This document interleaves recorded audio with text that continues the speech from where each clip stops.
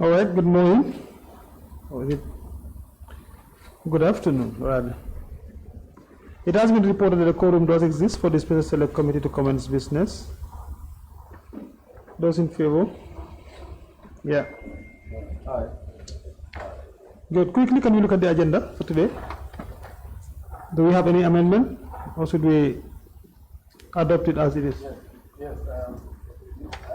On number 3, I think we should move it to the end. Okay, number 3. Yeah. Right after number 7. Okay. Yeah. All right. So with that, I move that the agenda be adopted amended. Thank you. It has been moved and seconded that we adopt the agenda with amendments. Good afternoon, Mr. Prom again. On behalf of the Special Select Committee of the National Assembly, I welcome you to this sitting convey to inquire into the sales and disposal of assets identified by the Commission of Inquiry into the financial activities of public bodies, enterprises, and offices in relation to their dealings with the former President AJJ Jammeh and connected matters. You are appearing today in response to a summons duly issued by this committee to provide testimony on matters within your knowledge and are relevant to the subject of our inquiry. Please be reminded that you are appearing under oath and pursuant to the provisions of the 1997 Constitution of the Republic of the Gambia. It constitutes contempt of the National Assembly to knowingly withhold, misrepresent, or conceal any information relevant to the committee's work. You are also advised, in accordance with parliamentary privilege, any statement or testimony you provide before this committee shall not be used against you in any court of law, except in cases of perjury, where it is proven that you knowingly and deliberately provided false information while under oath. You are therefore expected to cooperate fully and provide truthful, accurate, and complete responses to all our questions posed to you, whether by the committee's legal counsel or honorable members of this committee. The committee appreciates your presence and expects your utmost candor and cooperation throughout the proceedings. Secretary, can we administer the oath before we allow the witness to say anything?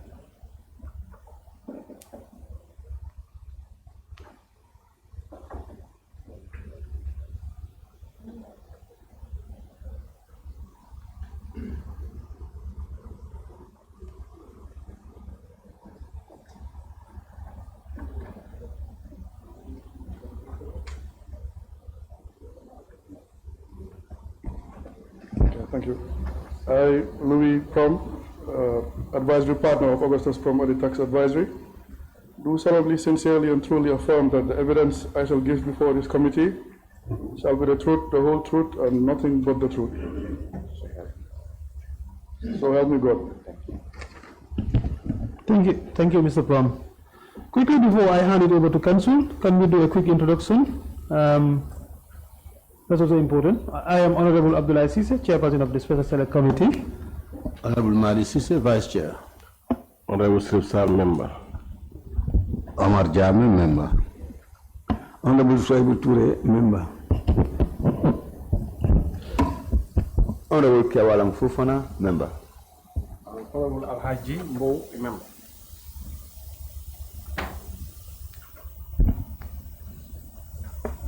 Good morning. My name is Ajisi Nika, and with me on my left is Mr. Laman M. Diba, and on my right is Mr. Tony F. Mendy. Thank you.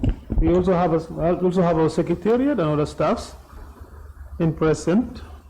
Thank you, Mr. Prom. So we'll take you through the testimony. Back to you, counsel. All right.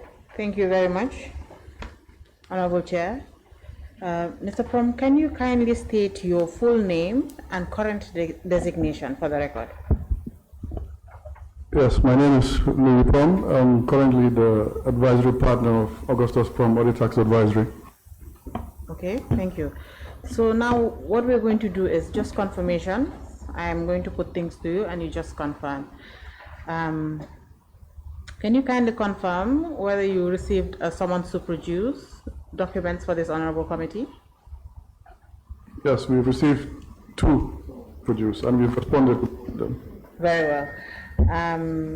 You were also sent a summons to give a statement to the panel of investigators. Yes, that has been completed.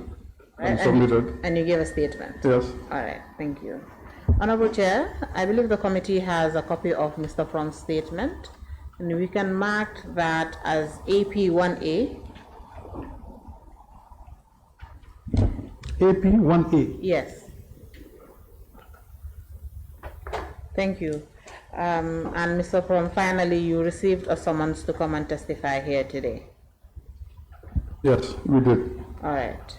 So, Honorable Chair, the witness has submitted documents to this committee, and it's, I can say, on a rolling basis. Yes, we've sent him 2 summons to produce, and he did submit documents, and last week as well, he submitted some documents via email as well.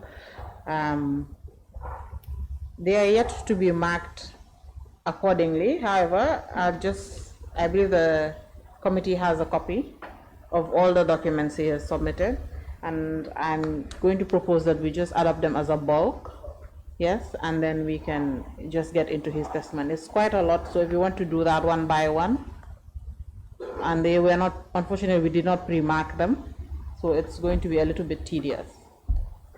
But if in any event, if I'm referring to these documents, I'll just direct the committee to which one I'll be referring to. Thank you.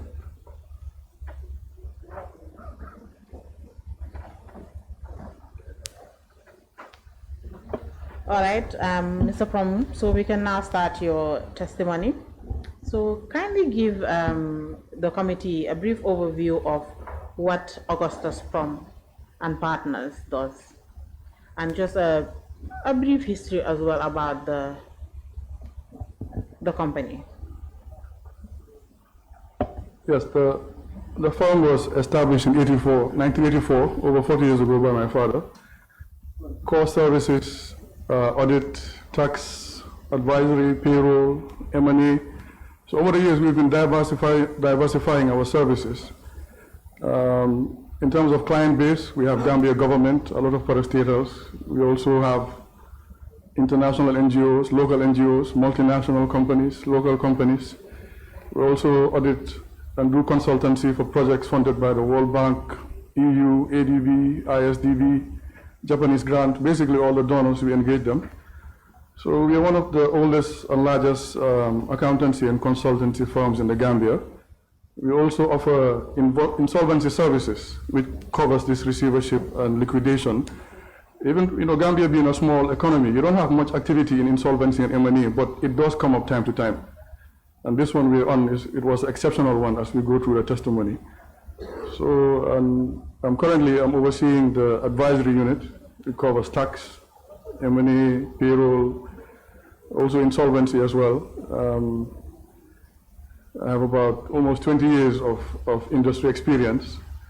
When I came home in 2007, my first engagement was a receivership for GAMCO, Gambia Agricultural Marketing Company, which there was a dispute between Social Security, the investor, and some Nigerian investors. So the firm was hired to be a receivership for about a year.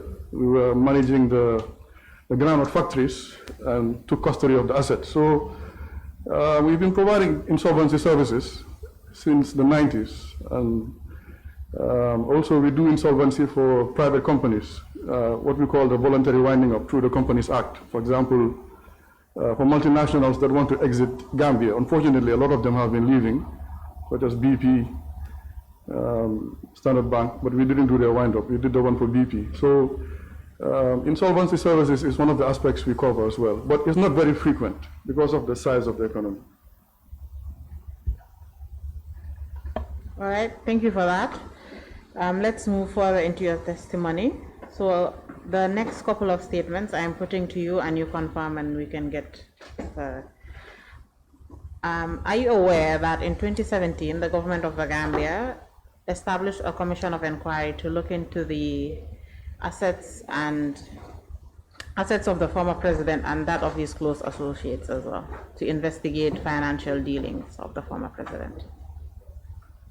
Yes, I'm aware. Yes, and you are aware that before the establishment of the commission, the government made some efforts to preserve these said assets of the former president and his close associates? Yes, via High Court orders. Yes, very well. So let's take a look at MOJ 5A, Honorable Chair. MOJ 5A is the order to help the witness. It is the order of the High Court issued on the 22nd day of May 2017. This is part of your submissions, but in your submissions, the annexure is missing.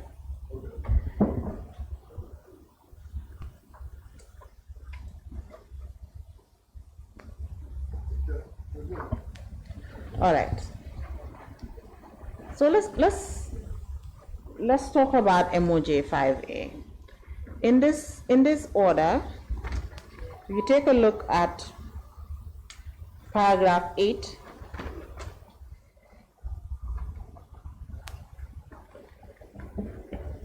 the firm, the Augustus firm, is hereby appointed by the court. If you can just read out paragraph 8 for the committee, please. Okay.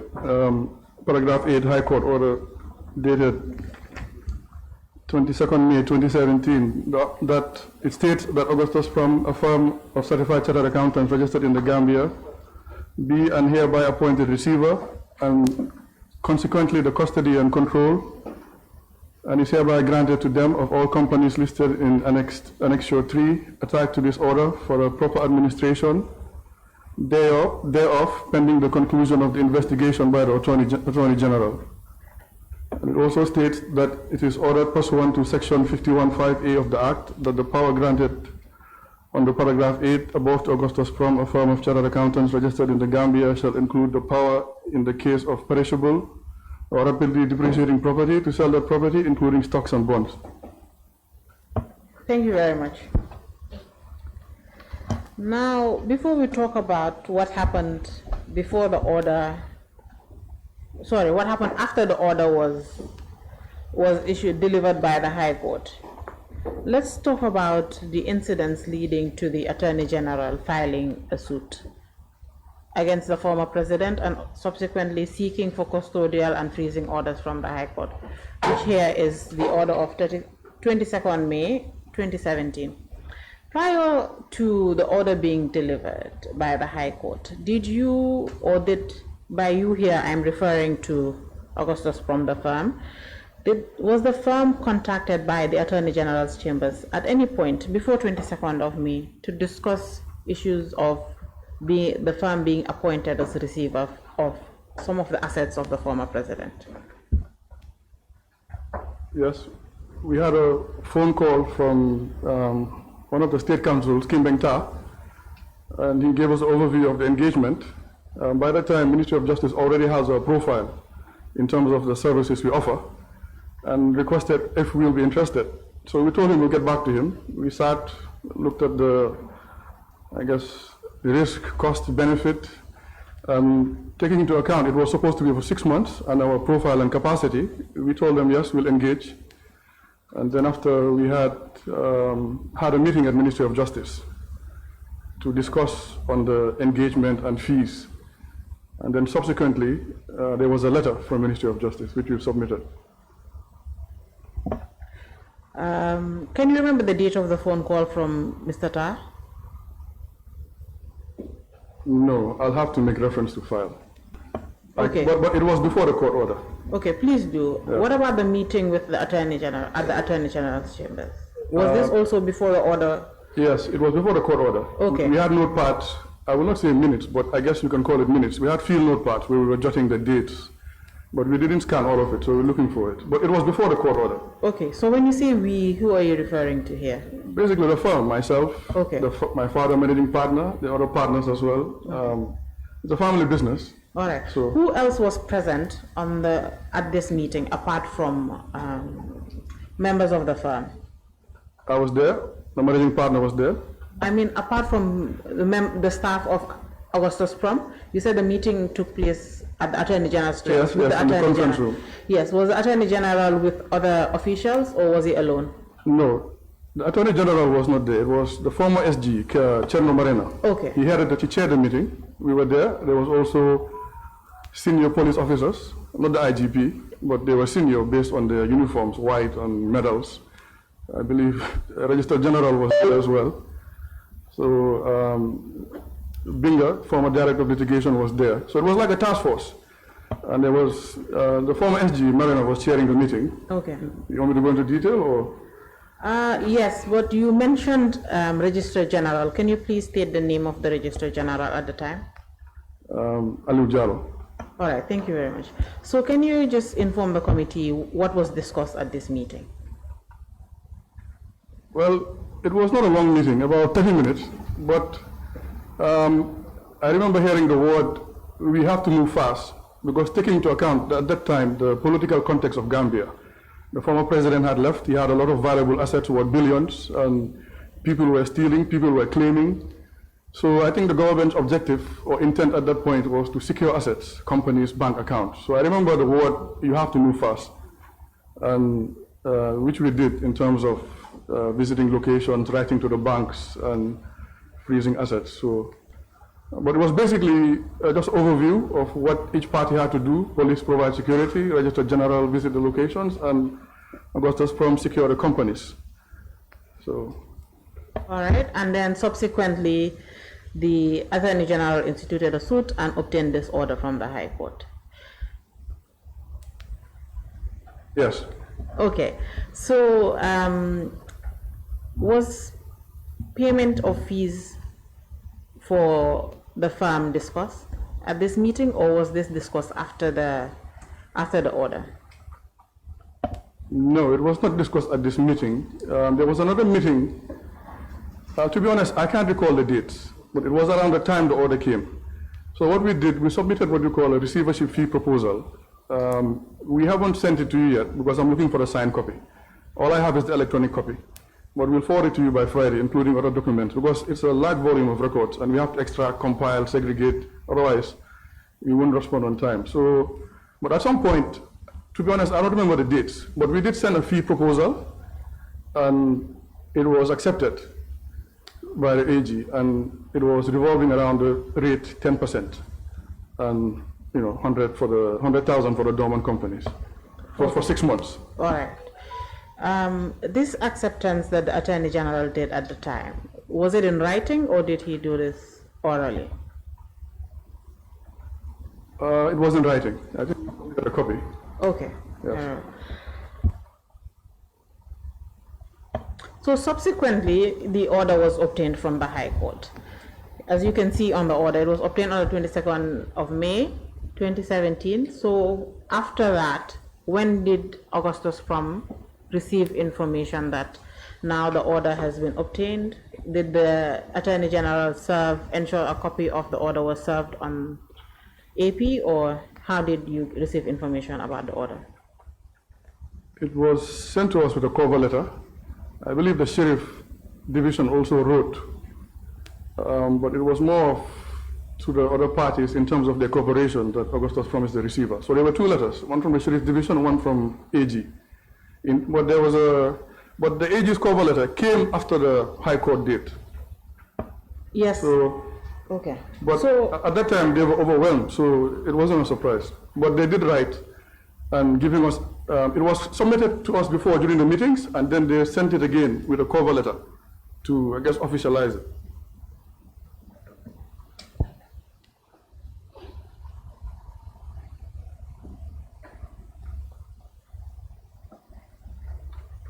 Honorable Chair, if the committee can take a look at the last binding of documents submitted by the witness. This was, I believe, supplied to the committee on Friday. It's a letter dated 1st of June on the letterhead of the Attorney General's Chambers. It's dated 1st June 2017. And the subject matter of the letter is the Attorney General versus Yahya AJJ Jame, notification of appointment as receiver. That is the letter that the... Sorry, Counsel. Yes, you don't have a copy of that. Yeah, could I see the copy? Yes, please.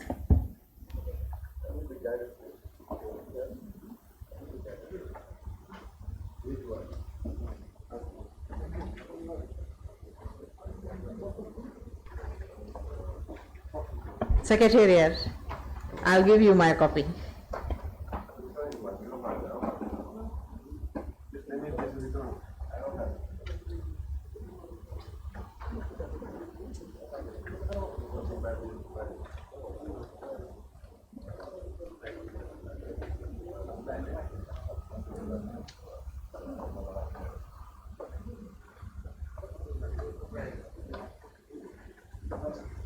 Council? As a rule?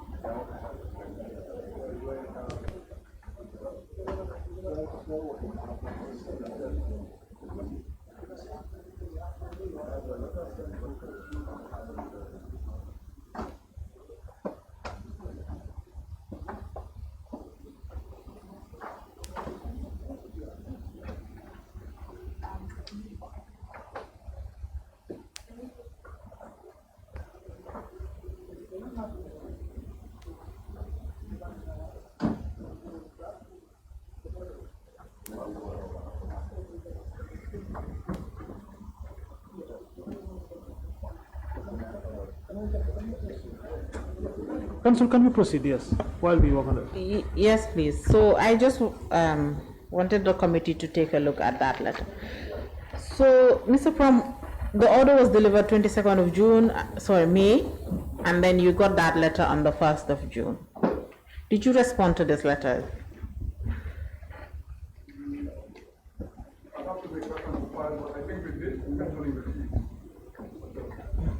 Yes, I'll have to make reference to file, but there were many correspondences. I think we responded and also mentioned the fees, and then they responded on the rates to go by. All right, very well. Before we get into the activities that took place after the order, you mentioned that the sheriff wrote a letter informing, was it informing you or was it informing the employees of these companies that were now placed in your custody and control about the receivership? We'll send you a copy this week. I'm not sure if it was part of the documents we sent, but it wasn't addressed to us. I think it was an open letter, and it was requesting for, just giving notification that we were receiver and requesting for cooperation. But we were mentioned in the letter. In terms of who it was addressed to, I believe it was an open letter, because we were dealing with many companies at the time. Okay. Honorable Chair, the letter he's referring to has been submitted by the Honorable Justice Tabari, and it's marked, I believe, SBT 7, if I'm not wrong. Let me just confirm, yes, but it's part of the submissions of the former sheriff.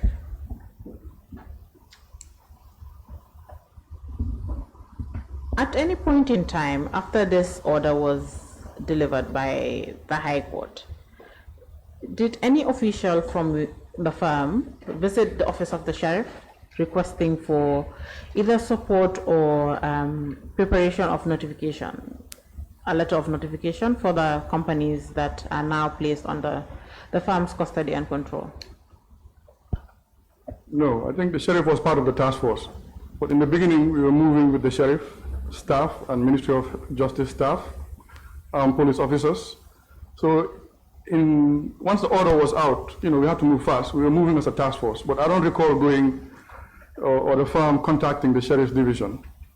Our main contact was the Ministry of Justice.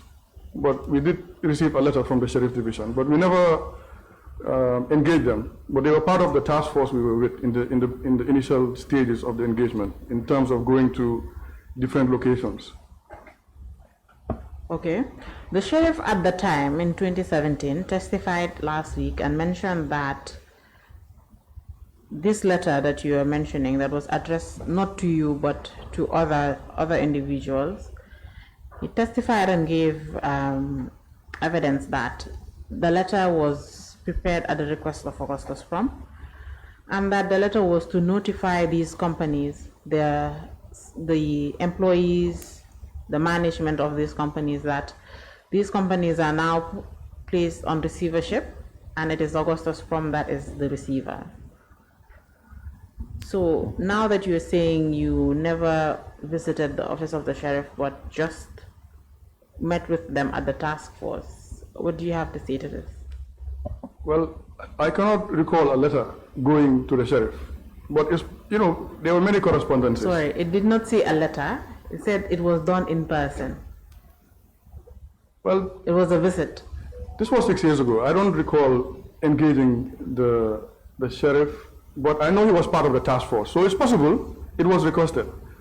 But, you know, taking into account it was 6 years ago, I don't remember all the engagements and conversations, but it's possible, since he was part of the task force, maybe my father requested that he should write. But I personally, to be honest, do not recall that request. Visiting the sheriff and asking for that letter?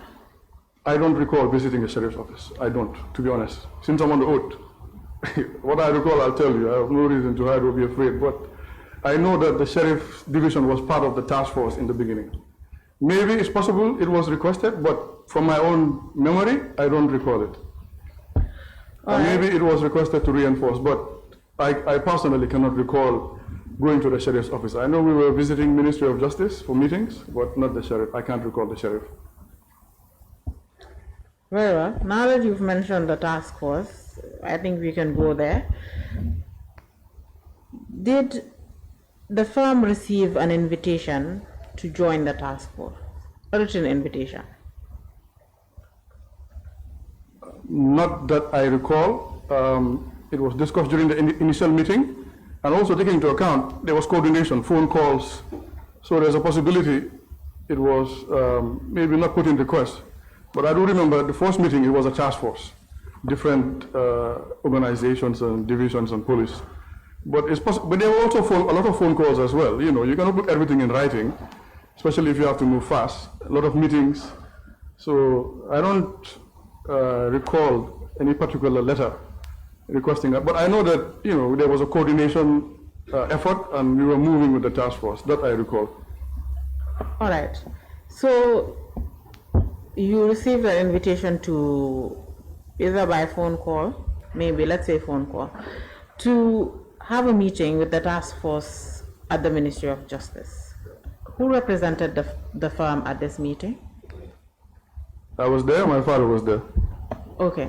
Do you remember who else, other officials from the government that were there? You've mentioned the sheriff was present at the meeting, so can you inform the committee which other officials were there? Well, I recall the meeting was chaired by the former Solicitor General, Marina. There were senior police officers. I can only recall one. I think it was Landing Bojang. He was head of PIU. He was there. And we did comment on security concerns. And the police said they will take care of that. I recall Director Civil Litigation, Binga was there.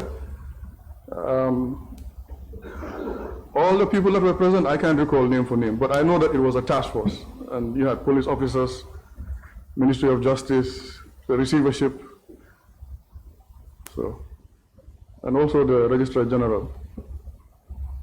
Yeah, but the Registrar General was not the one chairing the meeting.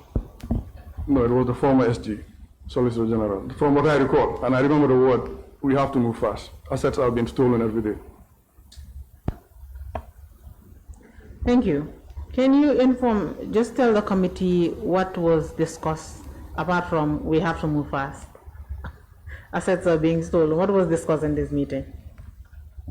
Well, I recall, you know, this was 6 years ago. And, you know, I cannot testify something that I cannot properly recall. But I know it was mostly about the assets, that, you know, there was concern that assets were being stolen or claimed. The former president was no longer on the ground. People were coming out of the woodworks claiming all sorts of things. So it was, I think it was a prudent decision at that time for the government to secure the assets and put in certain measures in place, which was done. So at that point, I think it was the right decision by the government to put in place certain measures. But other security concerns were raised. I remember at some point, there was a slight frustration on the SG. I don't remember what caused it, but, you know, I remember there was a slight, little bit of frustration, but I don't remember what the trigger was, to be honest, you know. So But I remember the words clearly, we have to move fast, assets have been taken.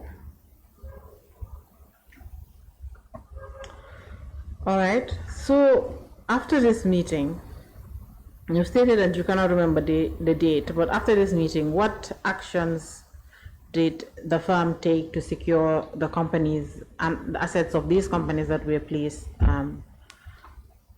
under its custody and control? And you can take a look at the third annexure of MOJ 5A.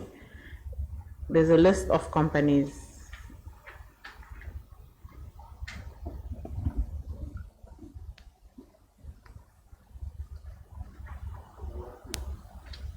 Yes, it's the last page of the order.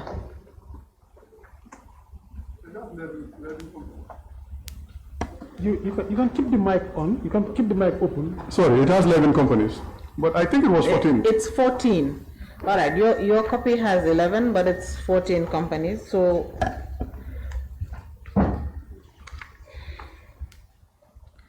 can you just tell the committee after this coordination meeting, yes, what happened? Because you've mentioned that at some point you had to visit these companies, but with the task force. So you did not do this alone. You had security and you had. So from there, you can just explain visiting these companies and what else was the first steps that the firm took. Yes, moving with the task force, we first visited, I believe, the Abattoir in Abuko, and we gave them a copy of the High Court order. We gave them a briefing, basically.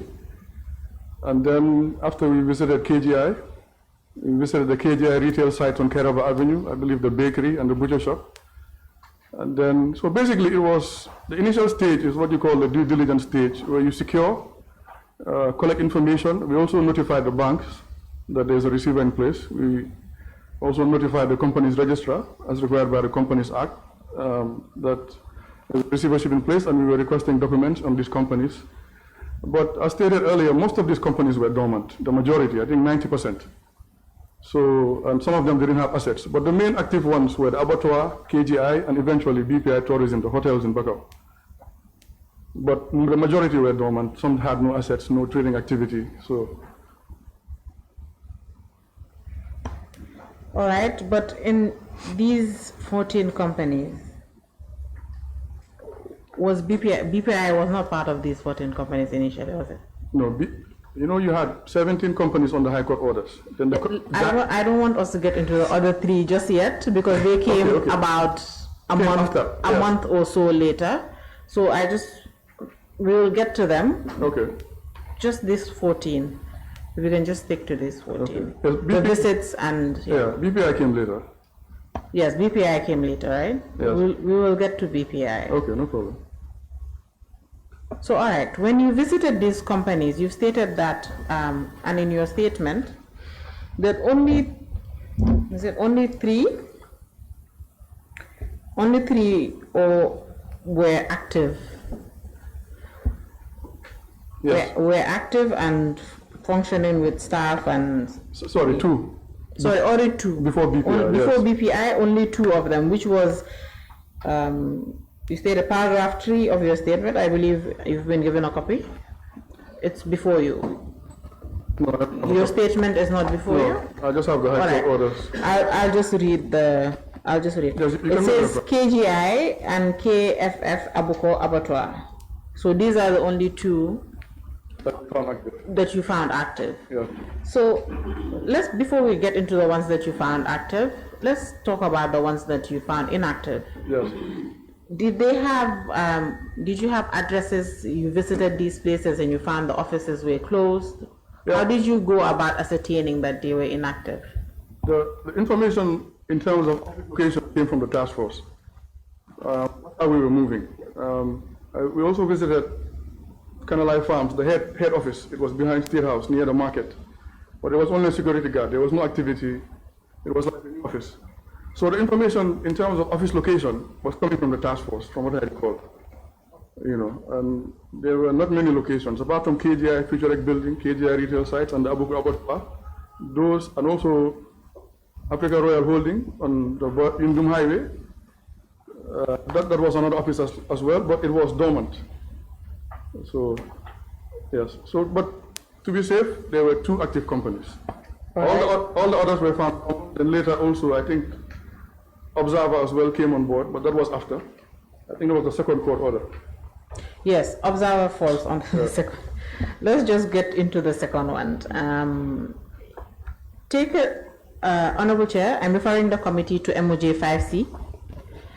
If Secretariat can help the witness find MOJ 5C in that binding that he has. He's on 5A, so 5C should not be very far.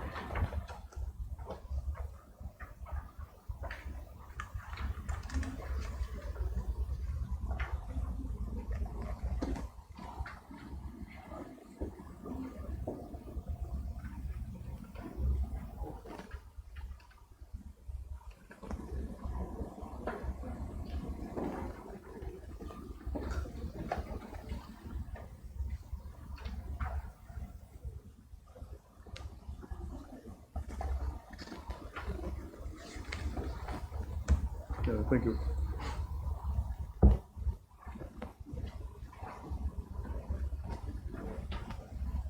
Are you there? Yes, go ahead. Honorable Chair, can I proceed? All right. So, Honorable Chair, the MOJ 5C is an order of the High Court delivered on the 21st day of July 2017. Mr. Prom, I will direct you to paragraph 4 of the said order. Paragraph 4 and paragraph 5. Yes. So paragraph 4 has appointed the firm, Augustus PROM, to be receiver for Westwood Gambia Limited. The second one is Maligam International, and the third company is Observer Gambia Limited. So now you have the 17 companies. Yes. We can talk about all the 17 companies. So to make it very organized, what I'm going to do is I'll give you a name of a company, okay, and then you just tell me when you visited or what you found in the beginning, right? So let's start with Africada Insurance Company. That should be in MOJ 5A.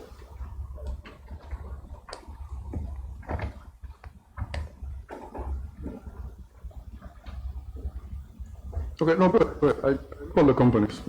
It's a bulky document. You can go ahead. Yes, it is. So Africada Insurance Company, when I'll give you the shareholders, Biran Nba 1%, and then Royal Africa Capital Holding owns 99%. What did you, when you commenced work, what did you find about that company?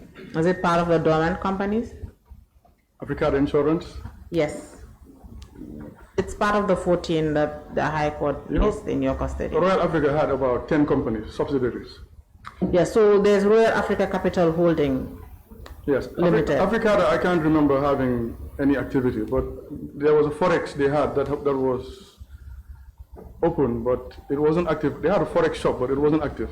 Africada Insurance, I can't recall coming to our office. You know, all their companies were based in this house that was converted to an office on the highway in Yundum. So, but when we went there, it was just guards. There was no like admin staff, or, you know, a company will have some level of activity. You'll know that clients are coming in, admin, you name it.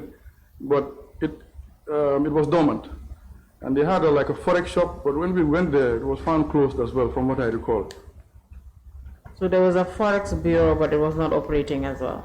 Yeah, I believe they had a forex bureau in the list of companies. If you look at it, was, I think, airlines and all these things. Yes. I think. So there's also Africada Airways, Africada Microfinance. Is that what you're calling the forex bureau? Well, it could be. Is there another forex list there? But yes, there's Africada Financial Services and Bureau de Change. Yes, they had a forex shop, but when we went there, from what I recall, it was closed. So. All right. So these offices that you visited and they were closed, were you able to get access to the building, yes, or the yes, grounds? Yes, we had access. Okay. Did you inspect and see if there were any assets in these buildings, or were they just empty buildings with no furniture? No, Africa Royal had furniture. There was a Range Rover. we took inventory and we secured it. That's what we did for Africa Royal Holding. But there were documents, as you know, we do the due diligence, and the documents, it seems this group was at the initial stage of setting up in Gambia. You know, the former president's brother was a minority shareholder. So, but all indications are it wasn't launched. It was in the process of getting financing from abroad based on the due diligence we did. But I will not say it was an active group. It was at its infancy stage. So maybe they were anticipating some support from the former executive, and then politically things changed. But during the due diligence, we didn't see any. They had bank accounts as well, but there was not much there. I don't remember the exact amounts because there were so many bank accounts, unless you make a reference. All right, so when you got access to this building and you found a Range Rover, you found documents and stuff like that, you mentioned that you secured them. By securing them, what do you mean? Did you appoint security personnel to be stationed at this place, or what did you do? Yes, some locations we had police guards, depending on what for former IGP could provide. So certain locations we used private security, but any location that had access, we had private guards. I believe the army was guarding the warehouse at the airport, so there was security. All right, you've mentioned the warehouse at the airport. Which of the companies was managing the warehouse at the airport? We found it dormant, but there were two warehouses. You know, the World Bank under the GIPSA project built warehouses at the industrial park at the airport. So these two warehouses were taken over by Westwood Limited, the timber company, and MCG, Mineral Company Gambia Limited, which was a gold dust refinery company. But they had valuable equipment in the warehouse, so because of the equipment, we just secured it. We took no steps to bring it into operation. So, and we were operating on 6 months mandate. So, but there were two warehouses at the airport, and it had valuable equipment, from what we recall. And we took pictures as well, and inventory as well, which I think we've sent the inventory reports. So, is it that the firm decided not to ensure these companies were operating because of the duration of the receivership, or the initial duration of the receivership, or was it that the firm had just made a decision to secure and just hold custody until the government tells the firm what to do? Because if you take a look at paragraph 9 of MOJ 5A,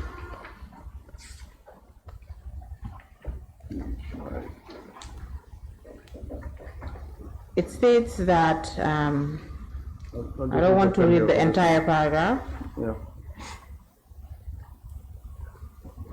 but it states that the powers of the firm shall include the power in the case of perishable or rapidly depreciating property to sell that property, including stocks and bonds. So for these companies that were dormant, didn't the firm ever think then maybe we should sell the assets that these companies have, or maybe the stocks and bonds? What did the firm decide to do with these dormant companies? You know, initially, and why? You're looking at a 6-month order, so that does not give you much time in terms of corporate strategy or planning. So basically, the strategy was, if it's active or going concern, we position a deputy receiver manager to enhance oversight and controls, and we try to stabilize and maximize profit. If it's dormant, we secure and take inventory. This was, you know, we didn't expect it would go for 6 years. Stocks and bonds, we had the legal authority to sell. KGI had about $5 million in stocks. We didn't sell it. It was transferred when we handed over. We had authority, we didn't do that. So as far as sales was, you know, our mandate was focused on management, not sales. You know, and you know, you're talking about sovereign assets, dangerous assets. So we were very careful as well, not to do something that tomorrow could backfire on us. So our position was also, we give everybody an ear, but we were very defensive, and it led us to having some enemies, I guess. So, but no, we didn't sell stocks and bonds, and the focus was management, not on sales. But if the company was active, we'll continue your business objectives and try to stabilize and enhance profit, which we did. All right, very well. So let's go back to the warehouses at the airport. Yes, the initial period for the receivership was 6 months, Yes. 180 days, but the Attorney General kept going before the expiry or at the end of the 180 days, would go back to the High Court and renew, and Yes. this kept going on from May 2017 to June 2019. Yes, 2 years. So 2 years. Yes.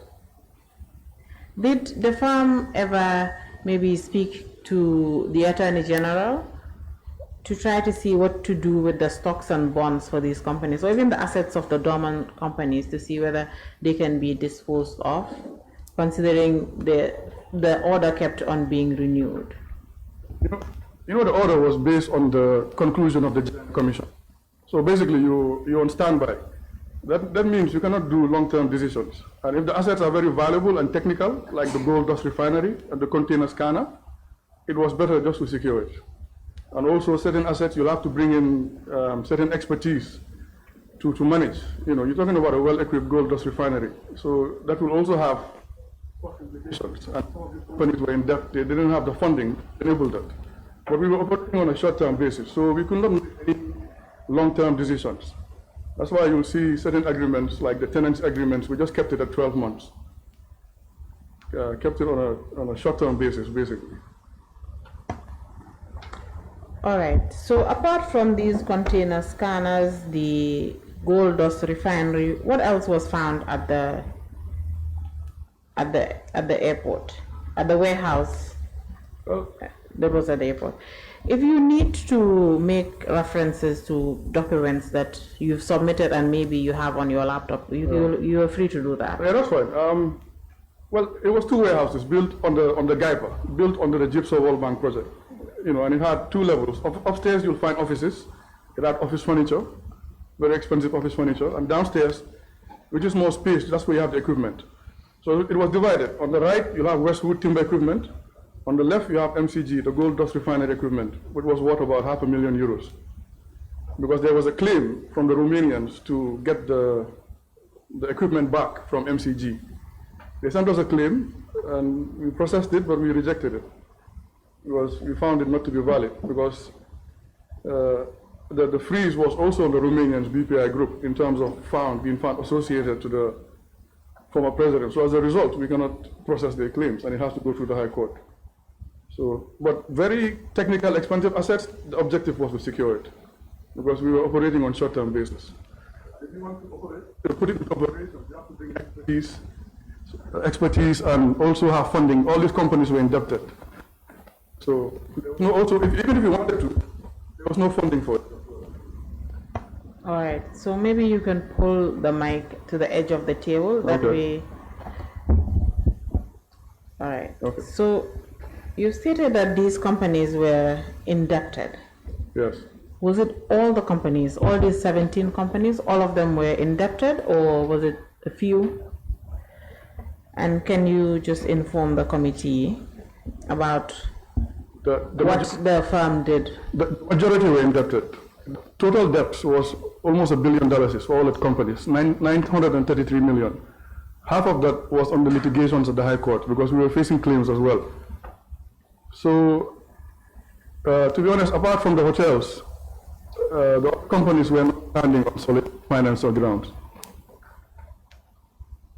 So, but we have what we call payables. These are short-term debts due within 12 months. Now, for example, if the company is operational and the cash flow can sustain it, we try to bring down the payables in terms of its debts, like utilities, taxes, you know, but long-term liabilities, the companies were not financially strong at that point to cover debts, especially heavy debts. You know, the support they had was from the executive. Now that gone, you know, the numbers as well were going down. So, but we stabilized KGI, stabilized the Abattoir, and based on the cash flow, that's how we manage. All right, so you've mentioned KGI and the KFF Abattoir. let's talk about KGI first. Yes. So what was KGI's business at the time Augustus PROM was appointed as receiver? You know, Canal Farms was the main holding company. So KGI was a subsidiary. So KGI was involved in rentals. It had 2 properties on Kerava Avenue. It had the bakery. It was overseeing the bakery, but the bakery, I believe it was under Canal Farms. But it seems KGI was the main management tool of the group, and we found it, organized, records in place. So it was being managed well by those that were in charge. So, but it was mostly involved in rentals, its main source of income, bakery, and then there was the butcher shop. But I believe, unless I make reference to file, these were under Canal Farms, but KGI was overseeing it. So that's what I recall. All right, so the bakery was also being managed by KGI. Yes. So, sorry, before we continue to KGI, you had mentioned Observer. Yes. Yes. And you said not much was done with regards to Observer. And I think in your statement, let me just maybe refer the committee to the paragraph where the Observer company was mentioned.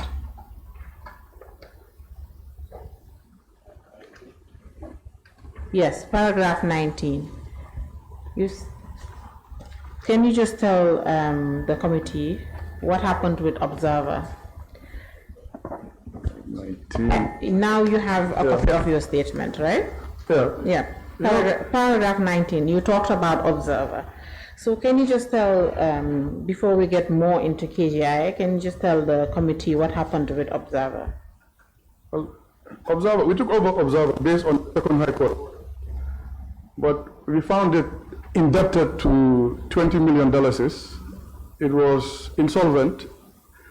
It had a case, had a claim from GRA for 17 million, which was already ongoing. And then, as a result, GRA closed the company via the sheriff. But we didn't have much time to implement procedures like due diligence and all these procedures we have to normally do with a company.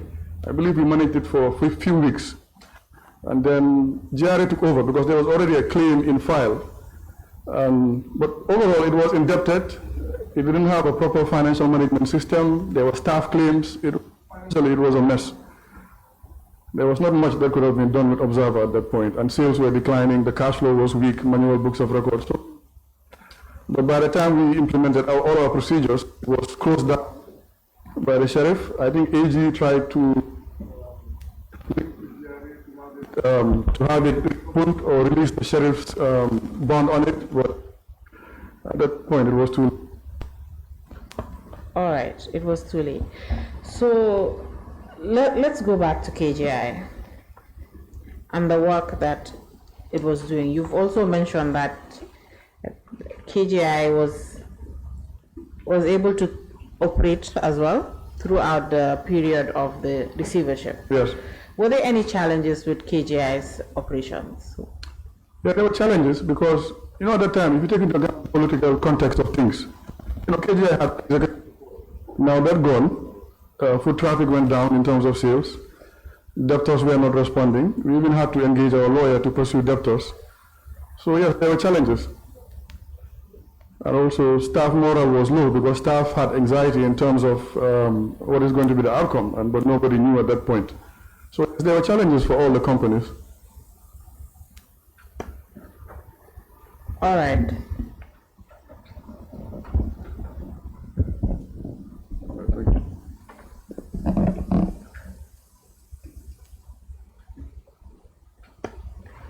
Let's go to the abattoir in Abuko. Okay. When you visited the abattoir, was there any challenges also? Was the abattoir able to also operate within the 2 years receivership, or did it also have to? We stabilized the abattoir, but it was difficult to manage.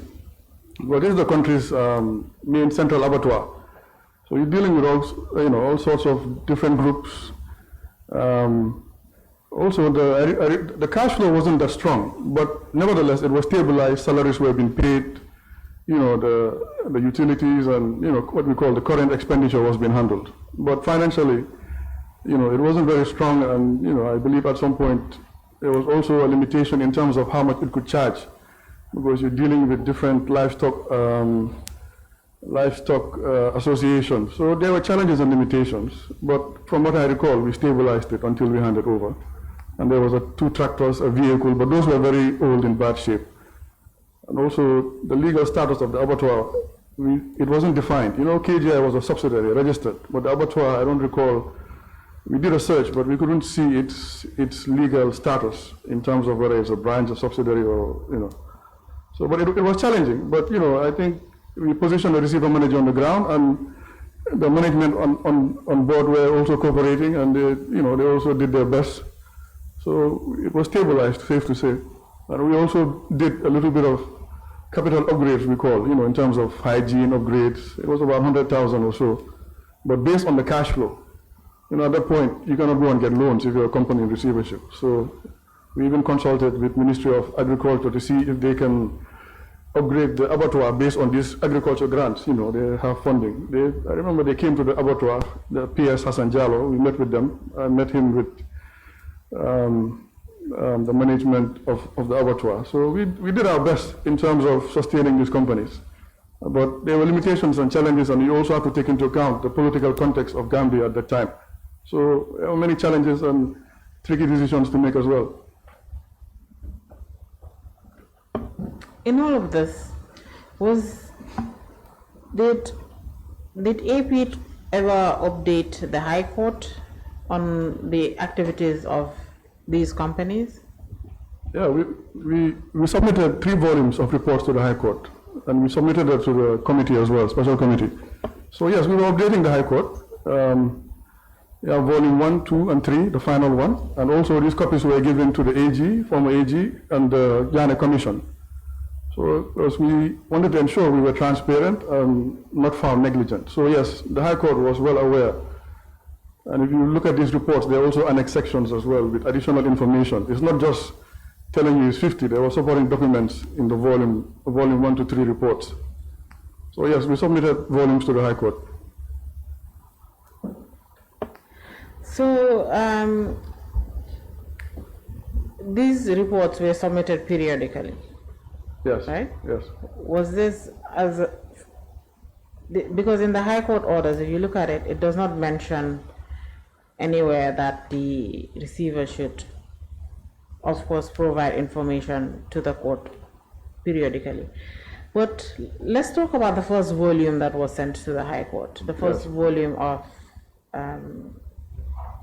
the first report, volume 1 of volume the report. 1, yes. It's, I think, the most bulky. It's the most bulky. Yes, it's the most bulky report that was sent to the High Court. Yeah, You've mentioned before we get into the content of the report. You mentioned that you also did submit a copy of this same report to the Attorney General and even to the Commission. Yes. So to the Commission, was this a request, or did just AP decide on its own that since the Commission is also investigating these assets, should we provide a copy to update on the status? I can't recall a request from the Commission for the reports, but because of its mandate, we thought it important that they have a copy. And at some point, they did write, there was one correspondence asking about the Japanese rice, which were the Japanese rice grant. But that was not connected to the receivership because we audited the Japanese grant. There was a letter from the lead counsel, from the Commission. So we gave information on the Japanese grant. But in terms of a letter requesting receivership reports, I don't recall it. But nevertheless, AG and the Commission had a copy of all the reports. All right, well, let's take a look at the first volume 1 of the receivership report. Yes. Do you have a copy? Is it the executive summary? No, the entire report. Yeah, you can go ahead. We can give you a copy. Yeah, I think it will be easier because Yes. there's too many files. All right. Yeah, thank you. All right, thanks.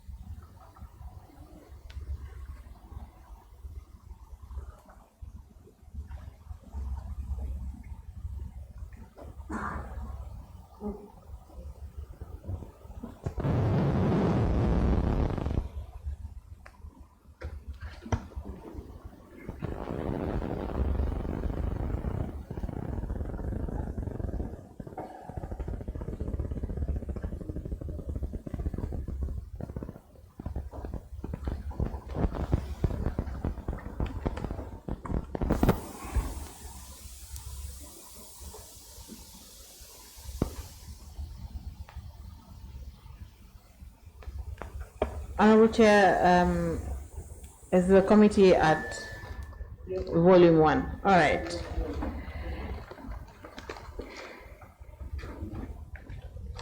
So, Mr. PROM, can you just take through? It's a bulky document. We're not going to go through. We'd spend the entire day here, so we're not really going to get into go through this report page by page. Okay. But can you just take the committee through the report and just, you know, guide the committee on what what the firm was reporting on or updating the High Court on? Well, like you said, it's bulky, but this is more of a due diligence report based on our initial findings of these companies. So it's just giving an overview of all these companies on the High Court orders in terms of their legal status and in terms of their financial status. So it was basically, that was the objective of Volume 1, because this was the first, I believe, the first, May to September period, the initial period. So this was like the due diligence period for which we were giving the High Court an overview of the information we found in terms of legal, assets, and financial status. And most were, you know, as stated, were dormant, apart from KG and the Abattoir and Observer, which was shortly closed after we took over. But it has a lot of information, so unless you want to get to a particular point, I think otherwise we might be here for a long time. Let's go into KGI. Okay. Yes. KGI and Kanilai Wani Family Farms Limited. So KFF, KGI and KFF.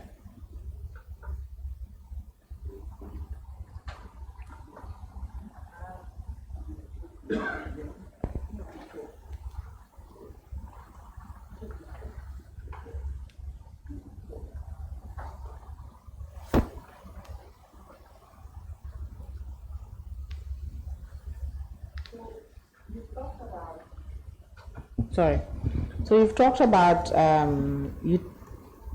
the debt these companies have, right? Yes. So on page 6, there's mention of claims. The receivership has received claims for which are currently under review and in litigation from quite a number of institutions and banks. Let's go through page 6 to page 8. Okay. And we go through all these claims that these companies were being faced with. Yes. And you can start with NAWEC. So what was NAWEC's claim, and also what did the receiver do when it came to NAWEC? NAWEC's claim was 53 million against KG and Kanilai farms for unpaid bills. It was, but luckily, NAWEC never took us to litigation, but they were writing to us. But because of the company's financial status, these debts couldn't be settled. So what we did when we took over, the current bills, that's what we paid moving forward, in terms of what the companies could afford.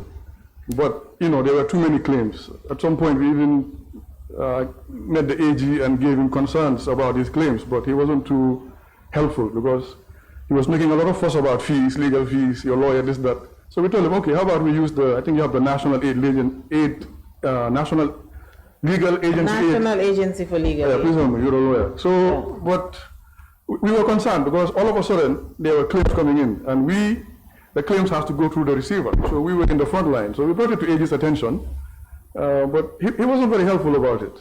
So we had a lawyer, Bandera Associates. They did a good job. His fee was reasonable, and they made fuss about the fees. You had to give a discount of $2 million. So it was basically a pipeline of claims coming in. You know, the former president is not here, so now everybody is brave. Go and see PROM. You know, tell PROM to pay you, tell PROM to, you know, do this, give you this. So it was, anyway, we defended what we could. But most of these claims were not settled because of the company's status. And claims that came through the High Court, we defended with a lawyer.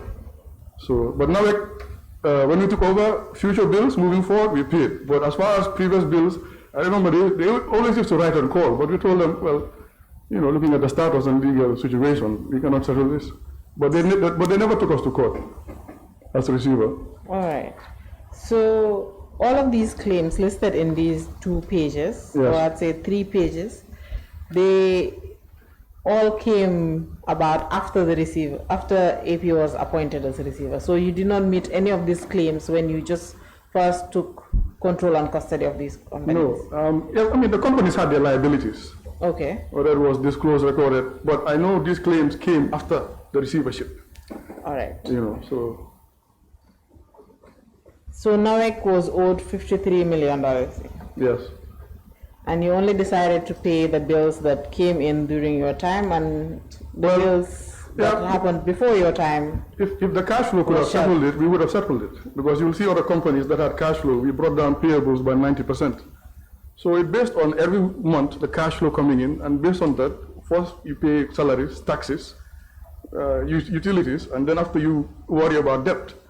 And also we're looking at operating on a short timeline, 6 months. So, you know, there was not much we could do. But if there was funding to settle it, and what we call the Companies Act requires the receiver to make commercially reasonable decisions, we would have done it. Okay. But as a receiver, it's like the company is your responsibility. The director's powers are frozen. So you're in charge, you're in the firing line.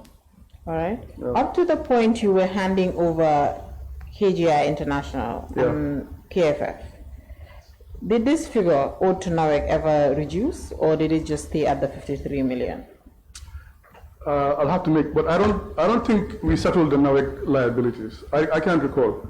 But I do know that based on the bills that came in when we took over, we were settling that based on cash flow. But whether it went down, I'll have to make reference to our records. All right. I believe volume 3 is what you submitted at the end of the receivership, isn't it? Yeah, volume 3 is A and B. A and B. Yeah. When we get to volume 3, all right. So Social Security. Yes. Social Security also had claims. Yes. Here it states that Social Security was claiming for $10 million and also interest of $2.7 million, $795 million as well. Yes. Was this how, again, you said that this claim was actually, there were 2 different claims from Social Security, it seems. Yes. According to the report. Let's talk about the first claim. So the first claim also came in after AP was appointed as a receiver. How did you receive notification of the claim? Just take us through that. I think they call it what you were served, right, in legal terms. Yes, so you were served. Yeah, but what were you served with? Basically,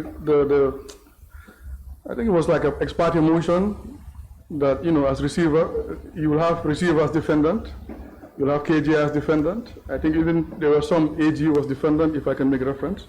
But we were a force, I think, defendant as receiver. So, but what was funny was sometimes, you know, if you're served, you have to respond within, I think, 10 or 14 days. I don't remember exactly. So, but sometimes we'll get these summons or these notices just a few days before the deadline.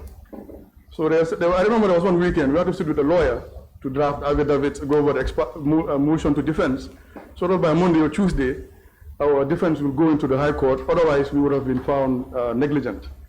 So, but it ended up at the High Court. So it was under litigation. But at the time we were handing over, most of these litigations were not, were still ongoing. So when we handed over in June 2019, the litigations continued with the lawyer. But I do remember certain cases we had to act fast. Otherwise, we will lose the properties, talking about, over almost $2 billion in properties if you just combine everything together. So otherwise you'll be found what they call negligent as a receiver. And I remember there were certain claims that put us on the, what we call the undefended list or something like that, which means the court should not even bother, like, there's no case to answer here. So it was very legally technical, but we had a lawyer from Bandirabe and he did a good job, Mr. Ba. So we were dealing with litigations at the High Court. I think there were 4 to 5 or so, 2 from Social Security. All right, so eventually,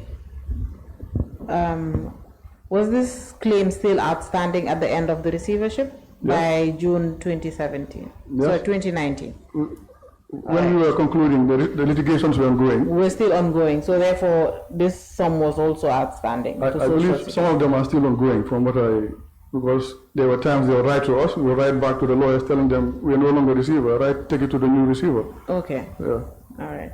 So let's go to the second Social Security claim.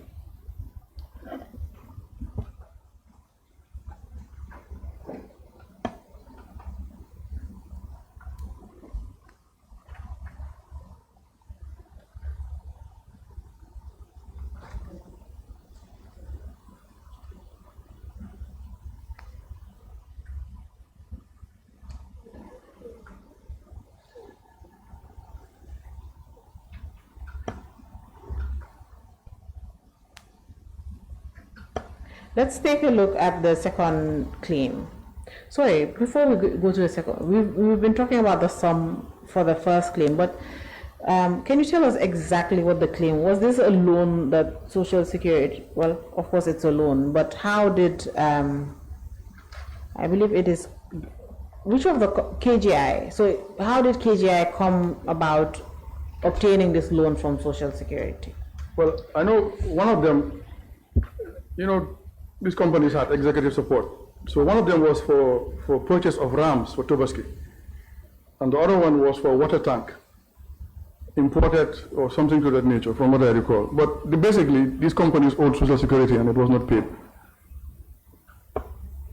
All right. And do you know the date in which Social Security provided these loans to KGI and KFF? I'll have to make reference to file. All right, so that will be part of your submissions on Friday. Yes, if we trace it, we'll send it to you. But I believe it should be in file, yes. All right, so the second Social Security claim, that's for KFF. It states that KFF owed Social Security $6.432 million and interest of $3.95 million.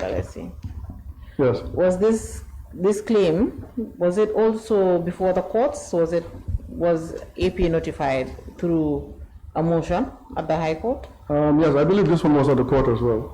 All right, and these motions that you were receiving, who was filing these motions on behalf of Social Security? You mean the law firm, the lawyers, and the Bensouda and Co. legal firm? All right, and these motions, were they filed right after AP was appointed? Because the first appointment, especially for KGI and KFF, was the 22nd of May. Yes. Yes. So were these right after you received this motion and the notification of 1st June 2017? Was it, or was this subsequent?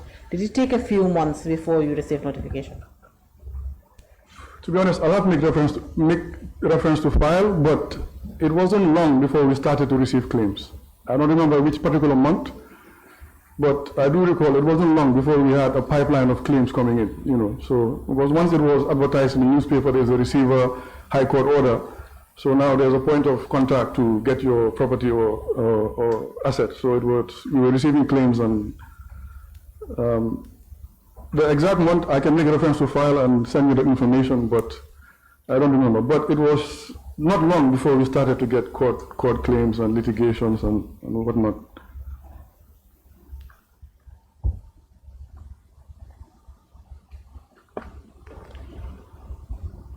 Honorable Chair, there are documents that the committee has received from the High Court of the Gambia, and in particular, one of on this topic we're right on, there's a document and the witness is saying he needs to look into his file to give us a date. So I have a copy. It's just one copy that the High Court has, that I have with me right here. So if Secretariat can pass it around to the committee to take a look and then after give it to the witness.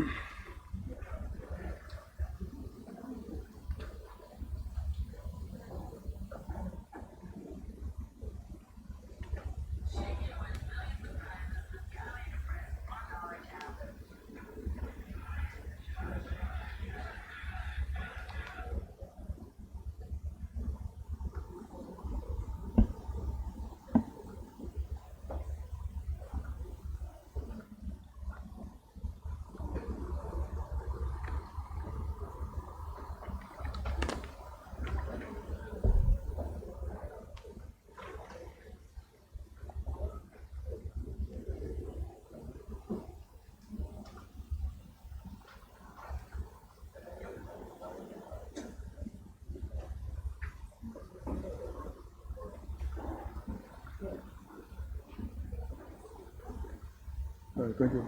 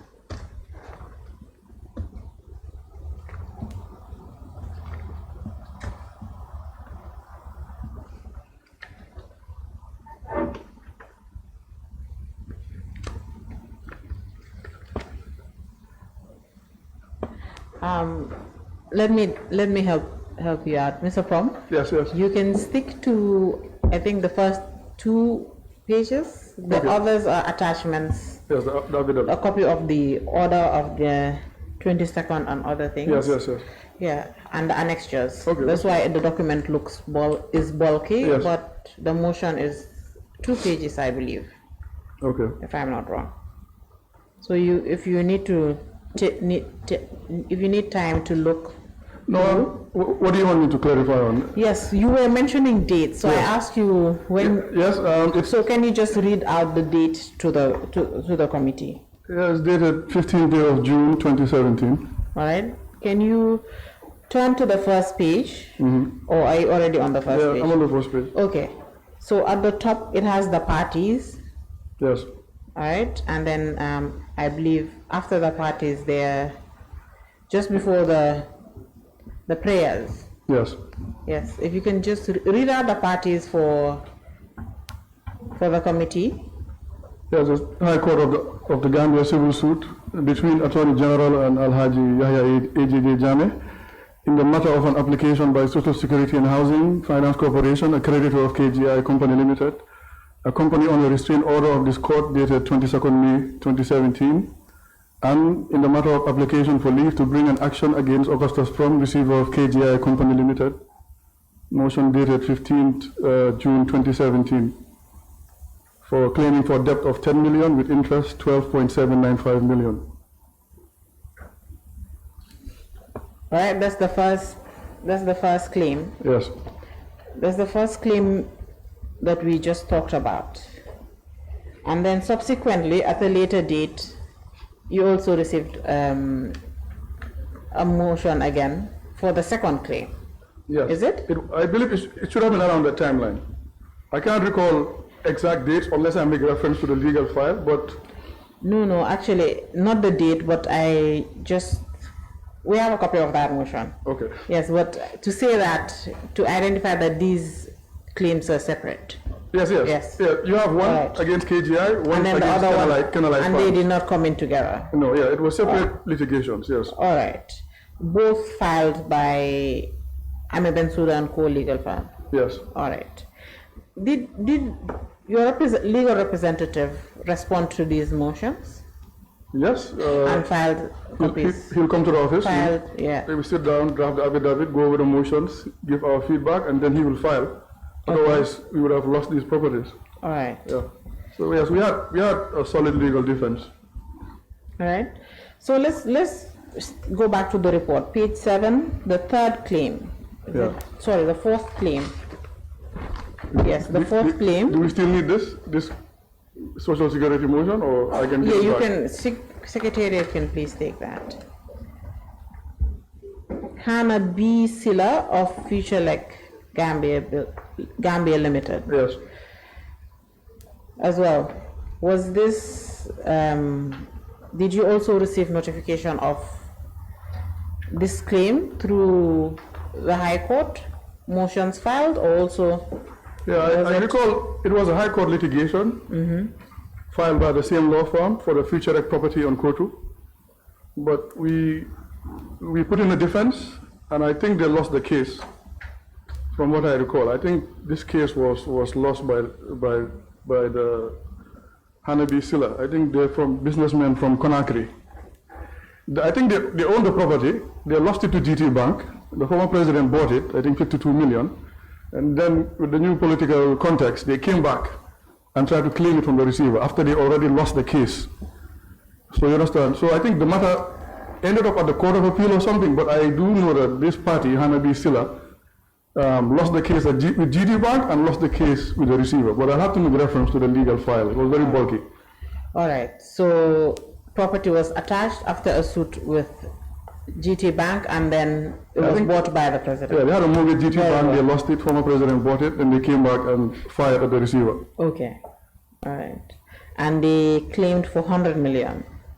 Yeah, the estimated value of the property. But I think by now it should be worth much more. More than that. Yeah. Very well. Let's go to GRA. KFF's debt to GRA as well. So this KFF owed GRA 75.477 million. Yes. And this was unpaid corporate income taxes. Yes. All right. So did the receiver also receive information about this claim from GRA directly, or is it that it was already there from the books of the company? You can find that this amount was outstanding and owed to GRA. I think it came after. It came after, and GRA notified. GRA wrote to us on these claims. At some point we had a meeting with them, and we gave them a briefing on the situation, the company's cash flow status, that looking at the current situation, these companies are frozen, there is no access to cash flow to pay 75 million. So, but I remember GRA wrote to us, we had a meeting with them, and but they also knew the situation of these companies. These companies were, apart from KGI, I don't think these companies were paying tax. The Abattoir, we paid POIA tax, but because its legal status was not defined, it was not like a registered company like KGI. From what I recall, I don't think corporate tax was paid for the Abattoir. But we were trying to see if we could get a tin for the Abattoir. It was in progress, from what I recall, so that we could pay taxes for the Abattoir. But there was restriction in terms of its legal entity status. It seemed to be just a offshoot or branch of KFF without any proper legal structure. So, but yeah, I think this claim from GRA came after, but I'll have to make reference on the exact date, because there were, thousands of documents we were dealing with. So, did KFF pay like the Narek situation where the debt before the receiver was appointed was set aside, and then the subsequent amounts owed were being paid? Was that the same situation here? Was the same situation adopted here? For Canal Farms? Yes, or was corporate tax just not paid at all during the 2 years that? No, KGI tax was paid. Okay. But not, it was Canal Farm, it was the main holding company, but it had no structure. I remember there was a proposal in file. The former president had plans to do some restructuring, consultancy. It was at the tendering stage. I think Canal Farm was going to be restructured and make it more I guess, more viable and more organized. But I guess this couldn't be completed. Oh, Yeah. okay. And towards that time, the receivership ended. In 2019, this amount was still outstanding. Yes, from what I recall, yes. All right. Because there was no funding to set it off. Yeah, if there was, we would have settled it. Okay. But there was no funding or no bank loan access.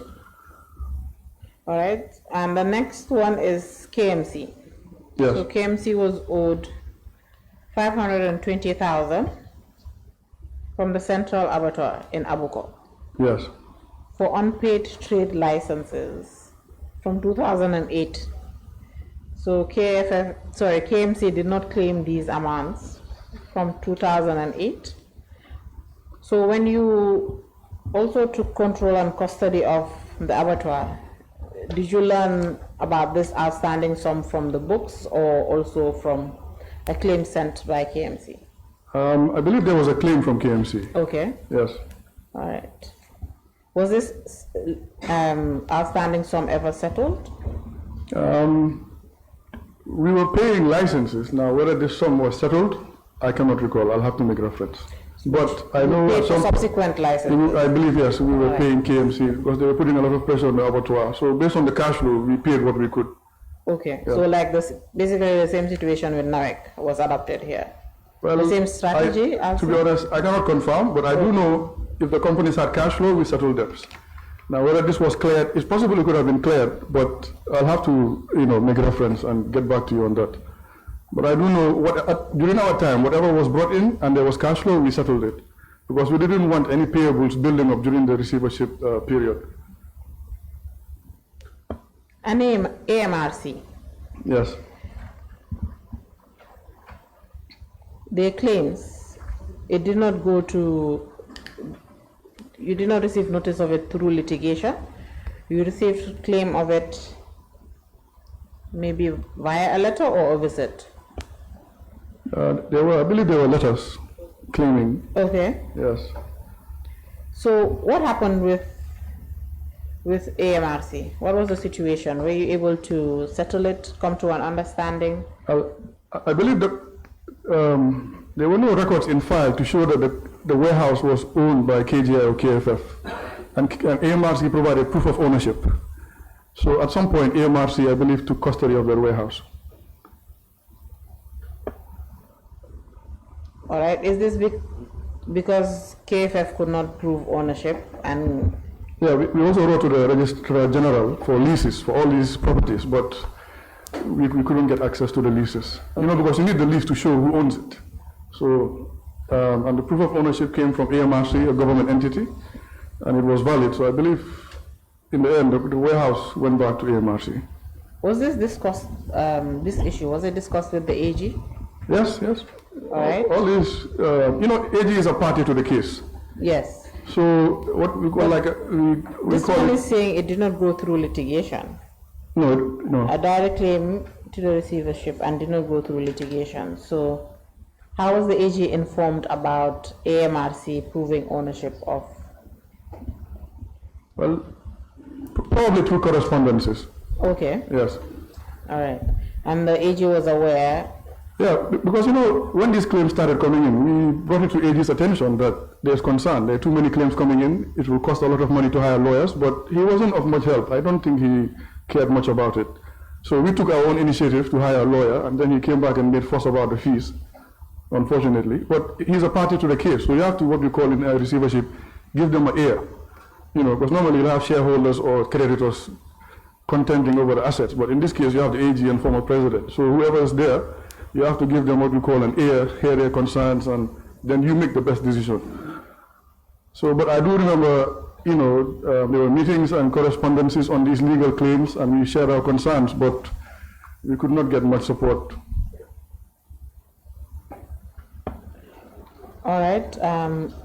We can go to FI Bank on page 8. Yes. FI Bank also claimed for 12.708 million.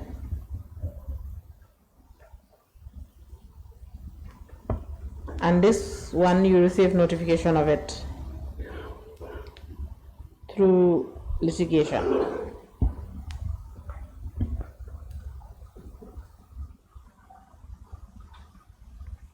Yeah, I think they had a joint venture with KGI, then the bank came back to claim. I think KGI provided, 4 properties as collateral, located at Sukuta, that were already sold by the bank to Global Properties for 10 million based on a court judgment. I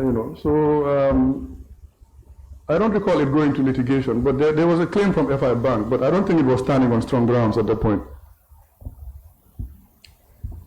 All right, so the 4 properties that were used as collateral were eventually sold by the bank? Yes, by, I believe, a court judgment to claim back from KGI. Okay. The AG was also made aware of this? Yes, he was. All of this? All the claims, he was fully aware. So this report, before we go any further into the 2 remaining volumes. No, not the volumes, the 2 remaining claims. Yes.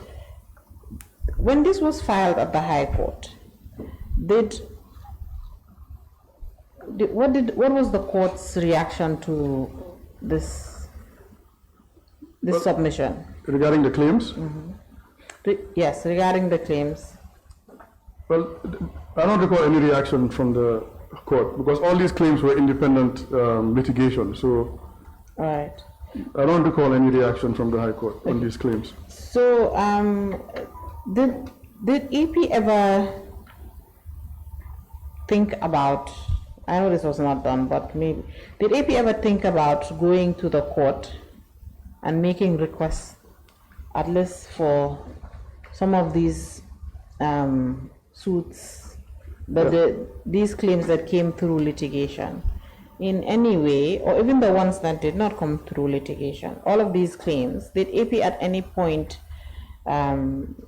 inform the court of maybe for the court to grant orders to sort of stall these claims?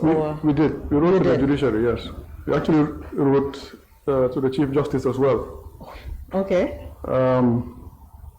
But the response was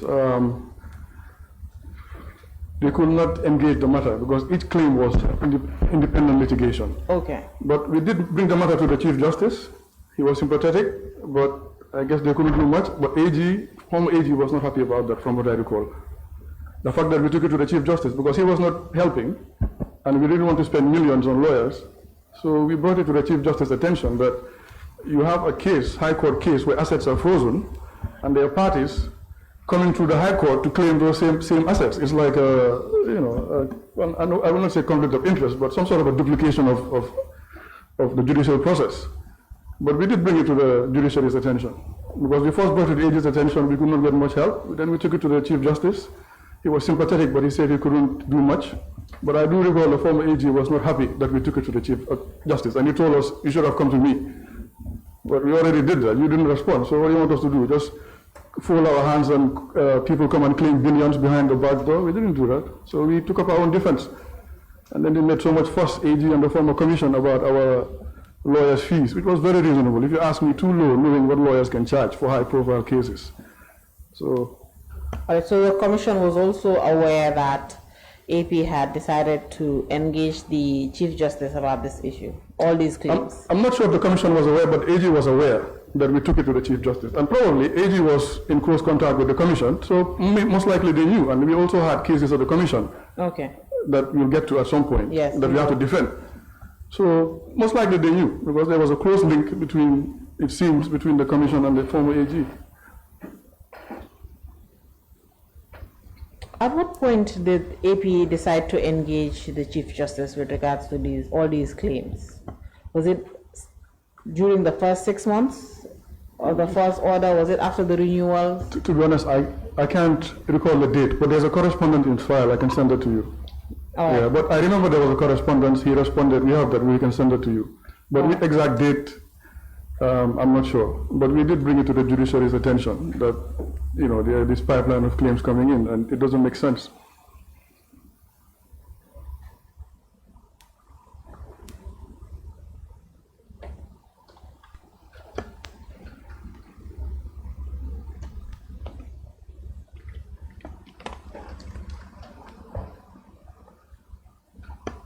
All right, so let's go to the second to last claim. Yes. GRA, and the claim is with regards to Westwood, claiming 2 years of unpaid income tax. Yes. Estimated at $156 million.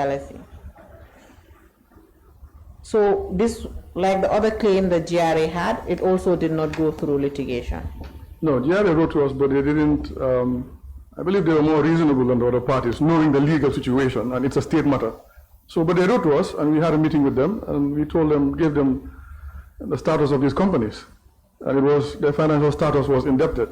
There was no money to pay taxes unless you liquidate assets, and that was not our objective. So, and Westwood made about $40 million, so I think GRA had a strong ground to claim taxes, because they were, I don't recall them paying taxes. All right, and this was not paid during the 2 years, was it? For Westwood? Mm-hmm. No, because we found it dormant, there was no funding, it was indebted, so no, we couldn't pay. All right, let's take a look at the last claim, again from GRA, sorry, from Social Security. And this one is interesting, no litigation.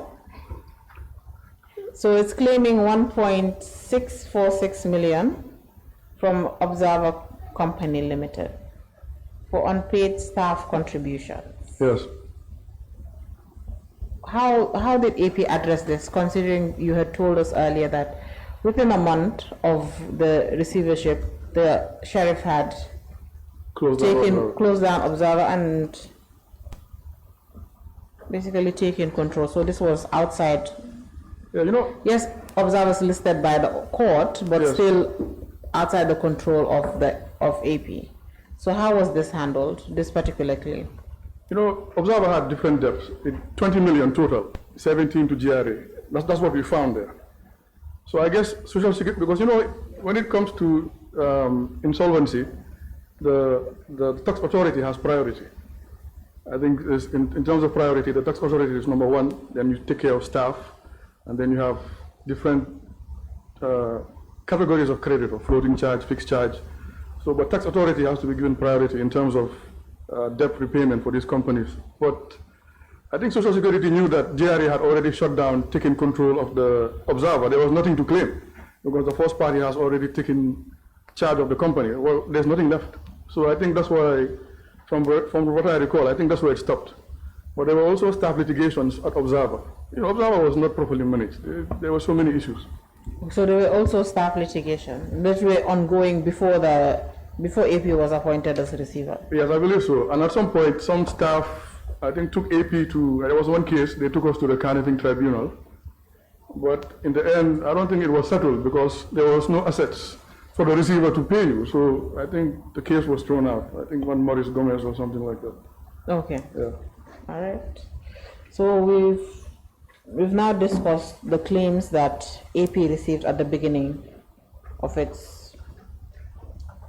receivership, and this report spans from the day the order was delivered by the High Court, 22nd May 2017 to 30th September 2017. Yes. All right. Honorable Chair, I believe this is a convenient point to take a break before we get into other issues. Yep, thank you, Council. We can take a short break for about almost 2 o'clock. Can we come back around 2:30? 45 minutes? Or 3 o'clock? I think we can. 3 o'clock? Yes, please. Meeting adjourned until 3 o'clock. We can resume, yeah. 3 o'clock.